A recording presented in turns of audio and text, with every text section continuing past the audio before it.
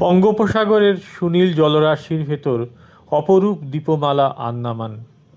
আন্দামানের 3টি দ্বীপ রস, জলি বয় এবং হ্যাভলকের কয়েকটি ছবি নিয়ে এই ছোট্ট অ্যালবামটি তৈরি করা হয়েছে।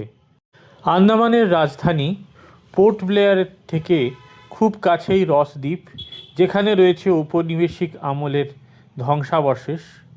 এছাড়া জলি বয় আইল্যান্ড কোরাল দেখার জন্য বিখ্যাত, যা সারাদিনের প্রোগ্রামে ঘুরে আসা যায়।